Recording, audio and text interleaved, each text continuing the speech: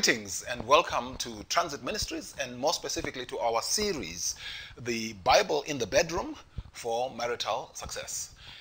We continue to read from 1 Corinthians chapter 7, and we are now in verse 3. But the point that we're on now is point number 5, part number 5 of our 10-part series. And we talk about the following. This is what Paul says. Paul says that the husband should fulfill his marital duty to his wife. That's what he says. That's number 5. So husbands, you must fulfill your marital duty to your wife. This is very interesting because number 1, it means that it's a duty. It's not about how you feel.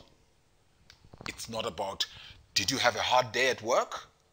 It's not about, what did she do to you yesterday? What did your wife do?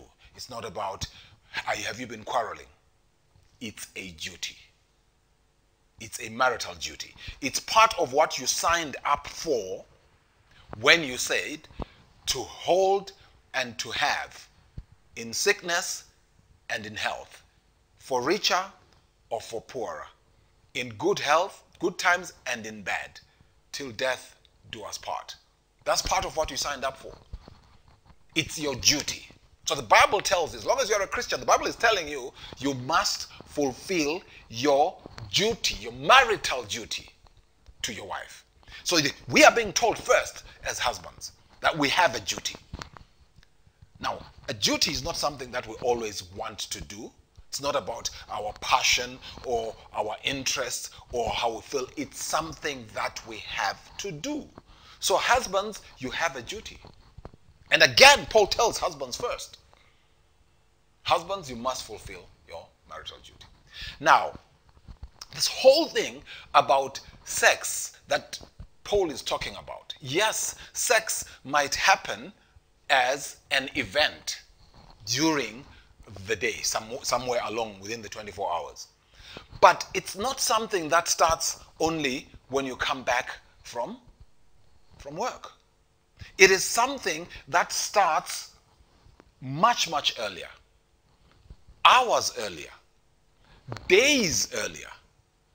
Weeks earlier.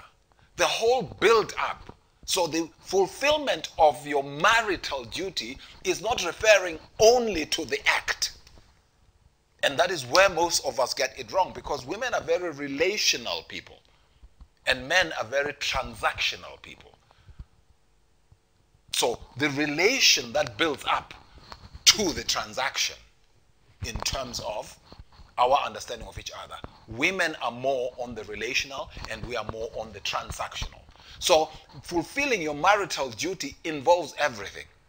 Creating the environment, materially, emotionally, spiritually, physically, mentally, verbally.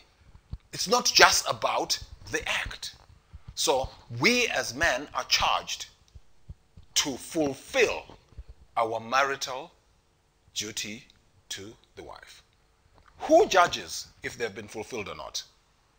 If we are supposed to fulfill to the wife, who is the judge of whether we have fulfilled them? I will leave that question with you. The answer is clear. So ours is to fulfill, and she will be the one to say whether they've been fulfilled or not. So that's where we get our mark. Hope you've learned something. God bless.